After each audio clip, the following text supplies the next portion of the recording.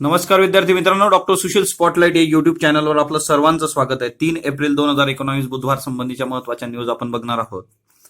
नासाने मिशन शक्तीबद्दल एक स्टेटमेंट दिलेलं आहे बघा। भारताच्या मिशन शक्तीमुळे अंतराळ स्थानकास धोका।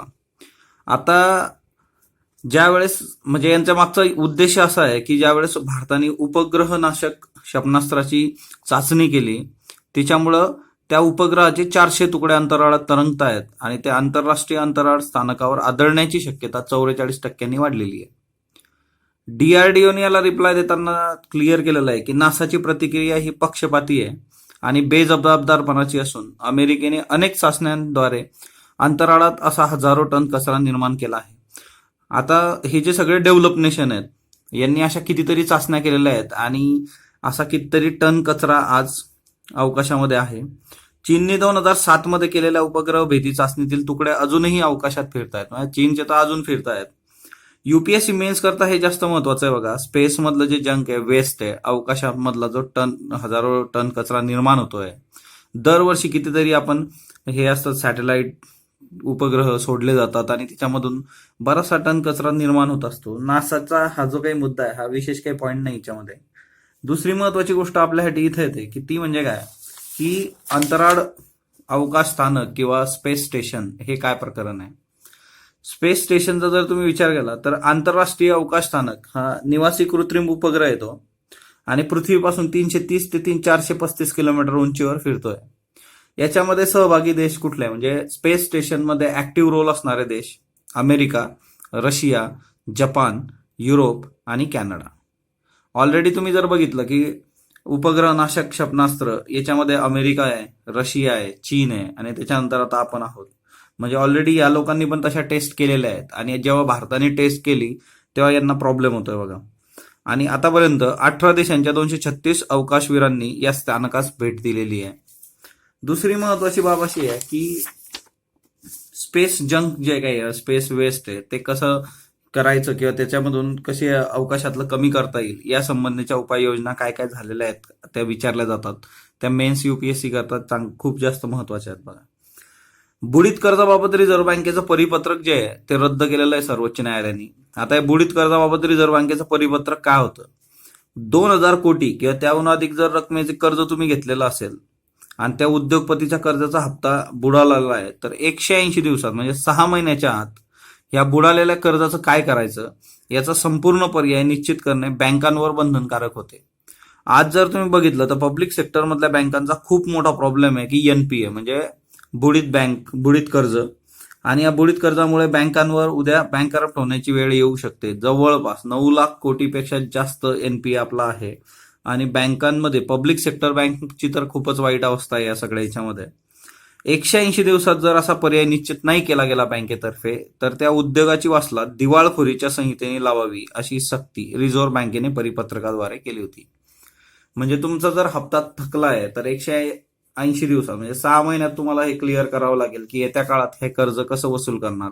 आणि जर बँकेला हे शक्य झालं नाही तर तो सगळा जो उद्योग आहे तो दिवाळखोरी संहितेने त्याची विल्हेवाट लावण्यात येते। आता दिवाळखोरी संहिता पण तुम्हाला माहित पाहिजे, म्हणजे आधीच्या काळात मेजर इश्यू काय होता की उद्योग टाकण्यापेक्षा तो उद्योग बंद करण्यासाठीचे जास्त प्रॉब्लेम्स होते। तर तो उद्योग बंद करण्यासाठी काय काय गोष्टी कशा पद्धतीने करायचा ही खूप महत्वाची गोष्ट आपल्यासाठी आहे, ती दिवाळखोरी संहितेमध्ये त्या गोष्टी आहेत। तर ते रिझर्व्ह बँकेने असं परिपत्रक फेब्रुवारी 2018 मध्ये काढलं होतं आणि सुप्रीम कोर्टाने याच्यावर आता ते परिपत्रक रद्द केलेलं आहे। हा सगळा जो तिच्यात इश्यू होता, वीज निर्मिती आणि साखर उद्योग याच्यातल्या कंपन्या सर्वोच्च न्यायालयात धाव घेतली होती की हे तुम्ही परिपत्रक रद्द करावं। केंद्र सरकार पण याच्याबद्दल खूप काही खुश नव्हतं आणि तिच्यामधून हा रिझल्ट समोर आहे। ज्येष्ठ सतारवादक अरविंद मयेकर वय वर्ष 82 यांचं निधन झालेलं आहे बघा। मेरे नैना सावन वादो, ना कोई उमंग है, तेरा बिना जिंदगी से कोई शिकवा नहीं, शोधीसी मानवा, संत वाहते कृष्णामाई अशा लोकप्रिय गाण्यांना सतारीची साथ यांनी दिली होती। अरविंद मयेकर यांचं निधन झालेलं आहे, सतारवादक। मग तुम्ही आर्ट अँड कल्चर जे आहे त्याच्यामधल्या सतारवादक कुठले कुठले आहेत अजून ते जरा बघितलं पाहिजे बघा। दुसरं महत्वाचं स्टीफन हॉकिंग बद्दल आहे। स्टीफन हॉकिंग यांच्या कृष्णविवर सिद्धांताला नवीन संशोधनामुळे आव्हान मिळालेलं आहे बघा। जपान, भारत आणि अमेरिका ह्या 3 देशातील संयुक्त संशोधन गटाचा अभ्यास झालेला आहे आणि स्टीफन हॉकिंगचा जो सिद्धांत आहे, मग आता स्टीफन हॉकिंगचा सिद्धांत जो आहे तो ब्लॅक होल बद्दलचा, की विश्वनिर्मितीच्या सुरुवातीच्या काळात कृष्णविवर हे विश्वातील कृष्णद्रव्याच्या निर्मितीसाठी कारणीभूत आहेत. म्हणजे विश्वातले जे कृष्णद्रव्य आहेत ते कशामुळे बनलं, तर कृष्णविवरामुळे बनलं, असं स्टीफन हॉकिंगचा सिद्धांत सांगतो. आता हा सिद्धांत की या कृष्णविवरांबद्दलच्या गोष्टी खूपच क्लिअर झाल्या नाही, त्याच्यामुळे या सिद्धांतासाठी सुद्धा प्रूव्ह करायला बऱ्याच त्यांना उठाठेवी कराव्या लागलेल्या आहेत.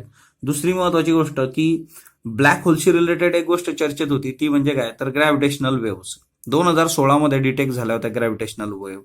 ग्रॅव्हिटेशनल वेव्ह डिटेक्ट झाल्यानंतर आता ग्रॅव्हिटेशनल ऑब्झर्वेटरी जे ते काय आहेत त्या पण महत्वाच्या आहेत आणि त्याच्यासाठी ग्रॅव्हिटेशनल वेव्हचा अभ्यास करण्यासाठीच्या लॅब्स आपण आणतोय. याच्यातली तिसरी जगातली लॅब ही महाराष्ट्रातल्या हिंगोलीमध्ये असणार आहे बघा, 2 जे आहेत ते अमेरिकेमध्ये आहेत. तर एवढं सगळं आहे, कृष्णविवर, ब्लॅक होल, ग्रॅव्हिटेशनल वेव्स, हे याच्यावर प्रश्न येत्या काळात येणारच आहेत, ते तुम्ही प्रिपेअर करून ठेवणं गरजेचं आहे. आता हे जे सगळं जपान, भारत आणि अमेरिकेच्या शास्त्रज्ञांची टीम होती त्याच्यात 2 भारतीय सुद्धा आहेत. संशोधन गटातील भारतीय सदस्यांचा जर तुम्ही विचार केला तर आयुका मधले हे 2 शास्त्रज्ञ डॉक्टर सुहृद मोरे आणि डॉक्टर अनुप्रिता मोरे, तर हे या सगळ्या संशोधनामध्ये होते. संशोधनाचा नेमका मुद्दा काय तो आपण बघूया. नवं संशोधन जे झालेलं आहे सगळं या संबंधीचं कृष्णविवर आणि कृष्णद्रव्य, तर हे हवाई बेटावर झालेलं आहे. हवाई बेटावरून सुबारू या जपानी दुर्बिणीचा वापर इथं झालेला आहे बघा. हवाई बेट तुम्ही मॅपमध्ये बघितलं पाहिजे. गुरुत्वीय भिंग, ग्रॅव्हिटेशनल लेन्सिंगचा परिणाम, मग ह्या संकल्पनेचा वापर करून देवयानी आणि आपली अशा दीर्घिका, अँड्रोमेडा म्हटला होता देवयानीला, अवकाशातील आदिम कृष्णविवरांचा अभ्यास केला गेला. आता एकूण कृष्णद्रव्यांपैकी 1% कमी प्रमाण हे आपल्या चंद्रा एवढ्या वस्तुमान असलेल्या आदिम कृष्णविवरांपासून तयार झालेलं आहे.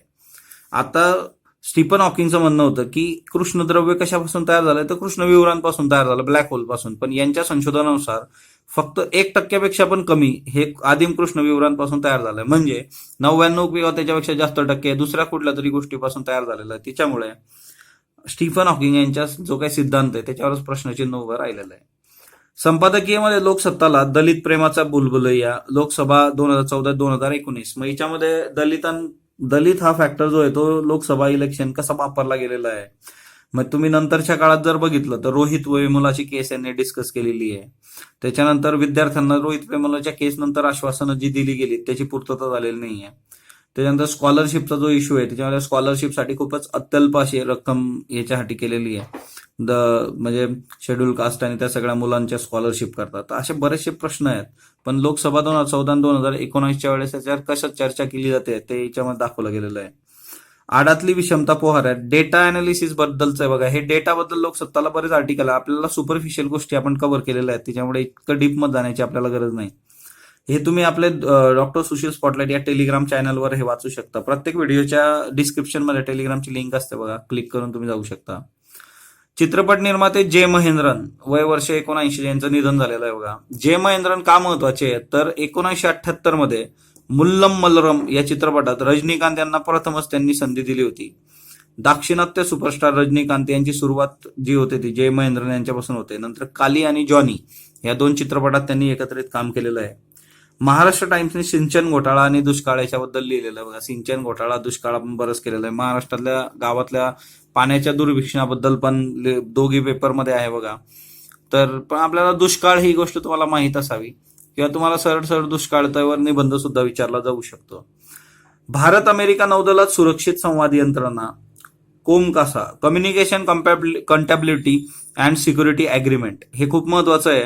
Communication compatibility and security agreement COMCASA, Bharat आणि अमेरिकामध्ये हा करार झालेला आहे. या करारानुसार भारत आणि अमेरिकेच्या नौदलांची मुख्यालय परस्परांना जोडण्याचं काम पूर्ण झालेलं आहे. त्यामुळं अद्ययावत अशी अमेरिकी गुप्तचर माहिती भारतीयाला मिळण्याचा मार्ग मोकळा झालेला आहे. आणि ही पण माहिती कशी आहे, रिअल टाइम ऑपरेशनल इंटेलिजन्स आहे. जेव्हा कळतं त्याच वेळेस ते दोघीकडे सांगण्यात येईल. भारताकडे असणाऱ्या C-130 आणि C-17 या मालवाहू विमानामधील selective availability anti spoofing module GPS यंत्रणा सुद्धा कार्यान्वित केली आहे. म्हणजे याच्यामध्ये एक महत्वाचं आहे की तुम्हाला कम्युनिकेशन खूप प्रॉपर होईल. अमेरिका आणि भारत सिक्युरिटी संबंधीचं अग्रीमेंट आहे. जर काही इंटेलिजन्सची माहिती असली तर ती लगेच कळवण्यात येईल. संयुक्त राष्ट्राचा अहवाल आलेला आहे बघा. आफ्रिकेतले बरेचसे देश हे अन्न संकटाचा सामना करतायत.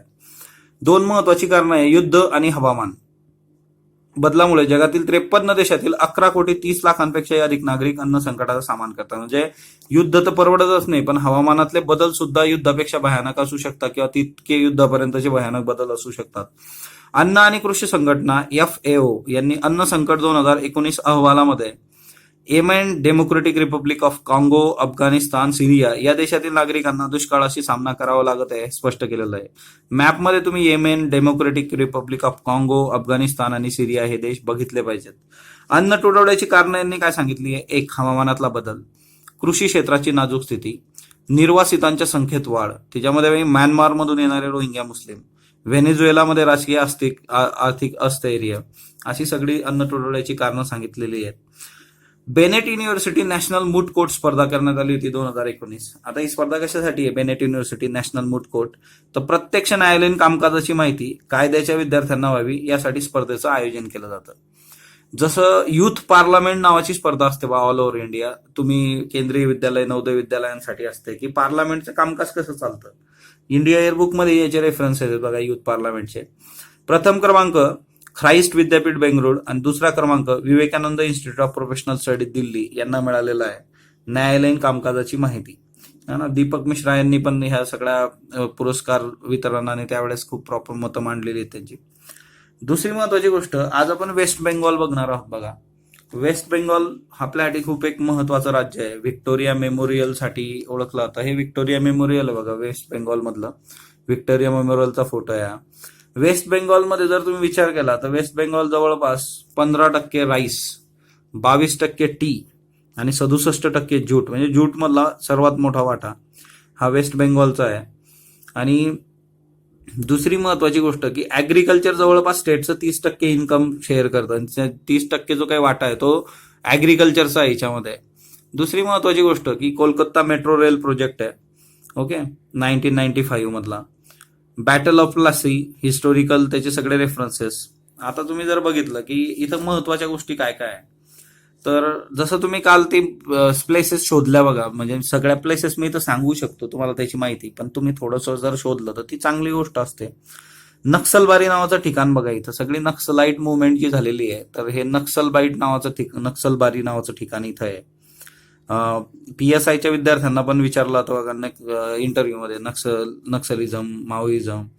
त्याच्यानंतर ही रंगीत नावाची रिव्हर आहे बघा, हिच्यावर ऑलरेडी UPSCने प्रश्न विचारलेला आहे. कूचबिहार, जयपालगुडी. त्यानंतर ही तिस्ता नदी बघा, ह्या सगळ्या बांगलादेशमध्ये हे होत आहे. तिस्ता, डुबरी हे पण आहे. सादिया डुबरी जो काही नॅशनल वॉटरवेज आहे आपला, तर सादिया डुबरीसाठी हे एक महत्वाचं ठिकाण आहे. दुसरं महत्वाचं इकडं हा मेघालय आहे. त्याच्यानंतर तुम्ही इकडं खाली जर आलात तर ही गंगा नदी येते बघा इकडं. त्याच्यानंतर माल्डा म्यानमार बरोबर आपलं हे होणार आहे. आपण माल्डा हे खूप महत्वाचं आहे, इथून ते बाजार हे करतोय आपण. त्याच्यानंतर इनग्राज बझार हे पण एक महत्वाचं ठिकाण आहे. मुर्शिदाबाद, त्याच्यानंतर दुर्गापूर बघा, थर्मल पॉवर स्टेशन्स आहे ते मुर्शिदाबाद, दुर्गापूर. ही दामोदर नदी आहे इथं. त्याच्यानंतर तितागड पण थर्मल पॉवर स्टेशन आहे बघा. तितागड आहे कोलकाताच्या बाजूला. कोलकाता हे रिव्हराईन पोर्ट आहे. हुगळी नदी जी आहे ही वरतून हुगळी नदी येते. हुगळी नदीच्या काठावर कोलकाता हे एक रिव्हराईन पोर्ट आहे, म्हणजे नदीवर असणारं बंदर. दुसरी महत्वाची याच्याच बाजूला हे हल्दिया आहे बघा, हे सी पोर्ट आहे महत्वाचं आहे. हुगळी रिव्हर सगळी, डायमंड हार्बर सुद्धा आहे. त्याच्यानंतर सुवर्णरेखा नावाची ही नदी येते बघा. तर नद्या खूप चांगल्या करून ठेवायच्या. नद्या आपल्या नद्या सुवर्णरेखा आहे, दामोदर आहे, ते तिकडे रंगीत आहे. एकंदरीतच तुम्ही जर बघितलं तर हे माउथ ऑफ गंगा नदीचा माउथ. आणि इथं न्यू मूर आयलँड आहे बघा, वेस्ट बेंगॉल. बांगलादेश आणि भारत यांच्यामध्ये वादग्रस्त असणारा आयलँड आहे न्यू मूर आयलँड. हा प्रश्न विचारला जातो, तर हे इथं आहे. सो एकंदरीत जर तुम्ही बघितलं तर ह्या गोष्टी खूप महत्वाच्या आहेत बांगलादेश आपलं वेस्ट बेंगॉलच्या इथ्याने. दुसरं महत्वाचं हे रार्ह प्लेन नावाची जे काही भौगोलिक फीचर आहे ते इथं मध्ये आहे बघा. हा प्लेन जो आहे तो रार्ह प्लेन, तर तो एक आपल्यासाठी महत्वाचा आहे. एवढंच एक आहे की महत्वाची ज्या काही नद्या आहे, सुवर्णरेखा, दामोदर, रंगीत, ह्या सगळ्या नीट करून ठेवायच्या. हुगळी, ओके, आणि ही सगळी ठिकाणं. त्याच्यानंतर हे दुर्गापूर इंजिनिअरिंग वर्कसाठी सुद्धा फेमस आहे. तर हे सगळे जे काही रेफरन्सेस आहेत विथ प्लेसेस ते तुम्हाला माहीत पाहिजेत. हा वरती भूटान आहे बघा, वरती वेस्ट बेंगॉल, हा वरती भूटान आहे इकडं, है ना. हे सिक्कीम आणि मग नंतर हा वेस्ट बेंगॉलला लागून हा इकडं नेपाळ आहे, हा बांगलादेश आहे. सो कुठल्या कुठल्या राज्यांना बॉर्डर ती हे असते ते पण जर आपण नीट लक्षात घेतलं तर ते आपल्याला सोयीचं होतं. स्पॉटलाईटला तुम्ही जो काही प्रतिसाद देत आहात त्याबद्दल मी आपला आभारी आहे. स्पॉटलाईटला लाईक करा, शेअर करा, सबस्क्राईब करा आणि जर तुमचे काही सजेशन असले ते कमेंट बॉक्समध्ये नोंदवा. धन्यवाद विद्यार्थी मित्रांनो.